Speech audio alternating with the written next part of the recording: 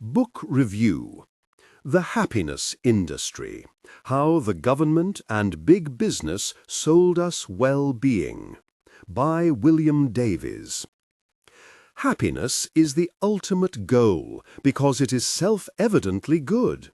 If we are asked why happiness matters, we can give no further external reason. It just obviously does matter. This pronouncement by Richard Layard, an economist and advocate of positive psychology, summarizes the beliefs of many people today. For Layard and others like him, it is obvious that the purpose of government is to promote a state of collective well-being. The only question is how to achieve it. And here positive psychology, a supposed science that not only identifies what makes people happy, but also allows their happiness to be measured, can show the way.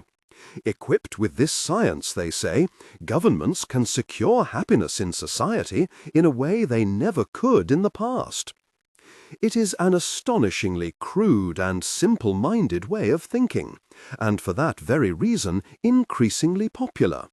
Those who think in this way are oblivious to the vast philosophical literature in which the meaning and value of happiness have been explored and questioned, and write as if nothing of any importance had been thought on the subject until it came to their attention. It was the philosopher Jeremy Bentham, 1748 to 1832, who was more than anyone else responsible for the development of this way of thinking. For Bentham, it was obvious that the human good consists of pleasure and the absence of pain.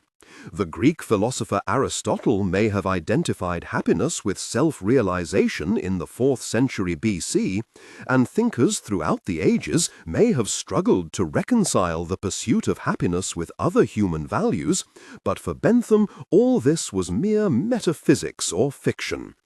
Without knowing anything much of him or the school of moral theory he established, since they are by education and intellectual conviction illiterate in the history of ideas, our advocates of positive psychology follow in his tracks in rejecting as outmoded and irrelevant pretty much the entirety of ethical reflection on human happiness to date. But as William Davies notes in his recent book, The Happiness Industry, the view that happiness is the only self-evident good is actually a way of limiting moral inquiry.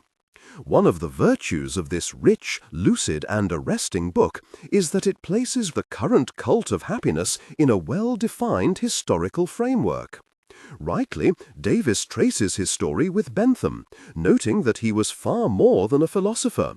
Davies writes, Bentham's activities were those which we might now associate with a public sector management consultant.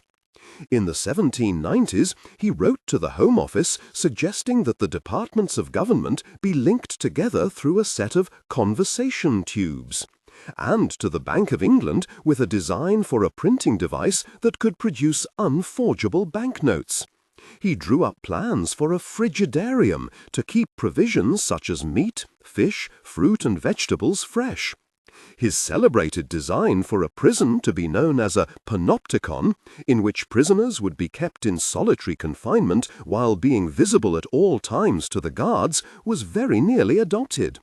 Surprisingly, Davies does not discuss the fact that Bentham meant his Panopticon not just as a model prison, but also as an instrument of control that could be applied to schools and factories. Bentham was also a pioneer of the science of happiness. If happiness is to be regarded as a science, it has to be measured, and Bentham suggested 2 ways in which this might be done. Viewing happiness as a complex of pleasurable sensations, he suggested that it might be quantified by measuring the human pulse rate. Alternatively, money could be used as the standard for quantification. If 2 different goods have the same price, it can be claimed that they produce the same quantity of pleasure in the consumer. Bentham was more attracted by the latter measure. By associating money so closely to inner experience, Davies writes, Bentham set the stage for the entangling of psychological research and capitalism that would shape the business practices of the 20th century. The happiness industry describes how the project of a science of happiness has become integral to capitalism. We learn much that is interesting about how economic problems are being redefined and treated as psychological maladies. In addition, Davis shows how the belief that inner pleasure and displeasure can be objectively measured has informed management studies and advertising. The tendency of thinkers such as J.B. Watson, the founder of behaviourism, was that human beings could be shaped or manipulated by policymakers and managers. Watson had no factual basis for his view of human action. When he became president of the American Psychological Association in 1915, he had never even studied a single human being. His research had been confined to experiments on white rats. Yet Watson's reductive model is now widely applied, with behaviour change becoming the goal of governments. In Britain, a behaviour insights team has been established by the government to study how people can be encouraged, at minimum cost to the public purse, to live in what are considered to be socially desirable ways. Modern industrial societies appear to need the possibility of ever-increasing happiness to motivate them in their labours. But whatever its intellectual pedigree, the idea that governments should be responsible for promoting happiness is always a threat to human freedom.